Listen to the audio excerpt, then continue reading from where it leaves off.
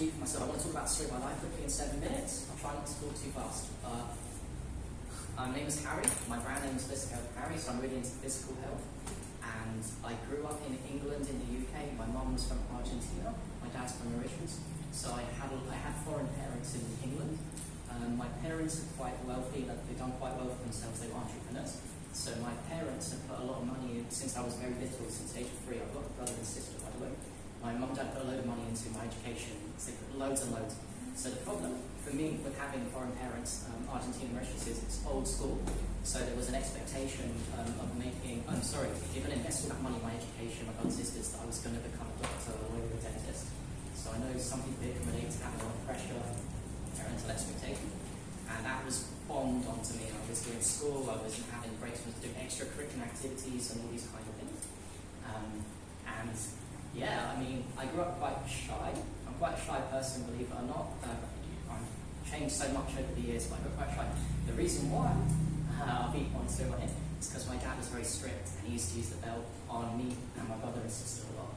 So there was punishment from belt, but there was also emotional belting and we got time from work. So basically, long story back is I grew up very shy and introverted and inhibited in my personality. I remember at school, I would fake laugh all the time, and I remember in primary school I was alright actually, but in secondary school I started to just not talk. I didn't have a personality, and I would just like fake laugh all the time. A lot of that was my parents, and I didn't really mix. I was kind of like the weird one in the weird group when I was in secondary school.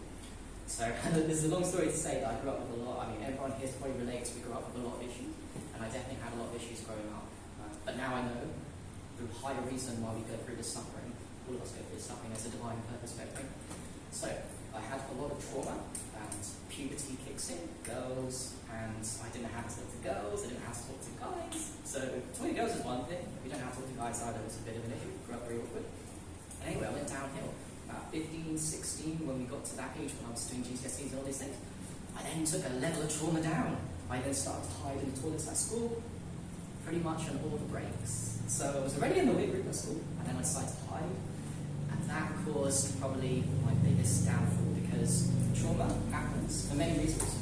It wasn't even the belting particularly, it was the trauma. It's when you self-isolate. When you self-isolate and you start getting this thing where you don't know how to talk to people, you don't want to be around people, then you start going down real fast, and then the demons start coming in my mind, and I start corrupting myself.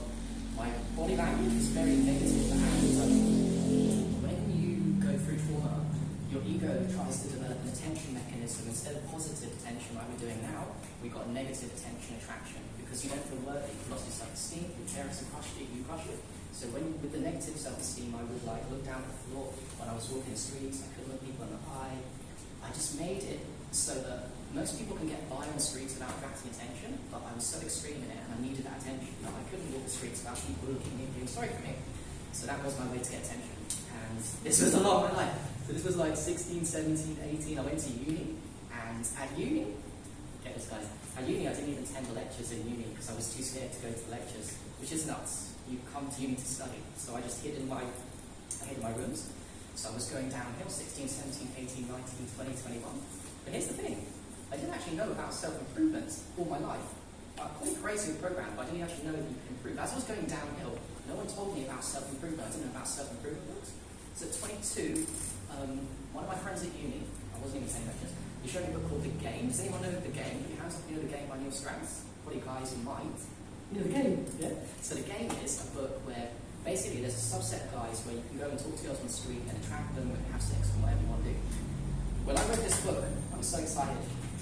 A, because I thought having sex with loads of girls would heal me, but even B, beyond that, I didn't even realise you could treat it was my inroad into self-improvement. So I was like, wow, I can actually change. I can actually go from like 0 to healing to attracting. So at 22, I was very socially awkward. Going to the streets and doing all things was a little weird. So I did the bravest thing for me I've ever done in my life, bearing in mind I was completely socially awkward. My challenge was, I had to ask an old person for the time. Now I know everyone watching this doesn't find it hard. You have to ask someone for the time. But for me it was a big deal, because I remember my first challenge, I went out to my city, and for 3 hours I tried to ask an old people for the time, and I couldn't do it. And I came back on the bus and I remember crying like a baby. I don't want to be harsh on myself, but that's just for you to relate to how much of an issue it was and how much of a big deal it was to talk to people. So that was age 22. I got my courage, I started doing that, and I kept doing it, and I started approaching girls, sometimes indirect, because I didn't feel like very confident to be honest with them.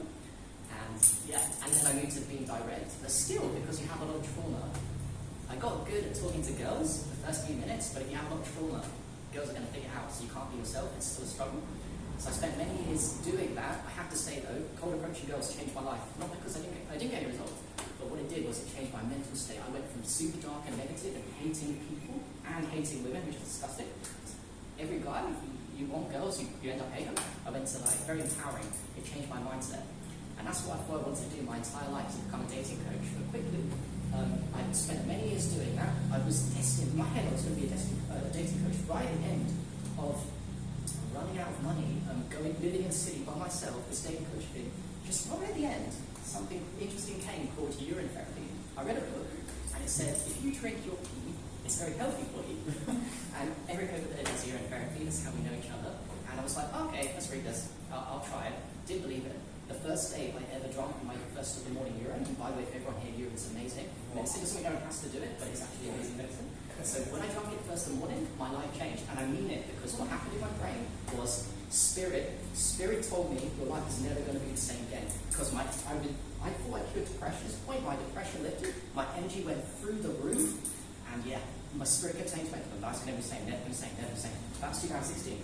To skip a little bit, fast forward to today, I guess the real reason I'm here, funny enough, is because I drank urine. Because I dared to drink urine because a book told me. And now, since then, past points now, I've got time.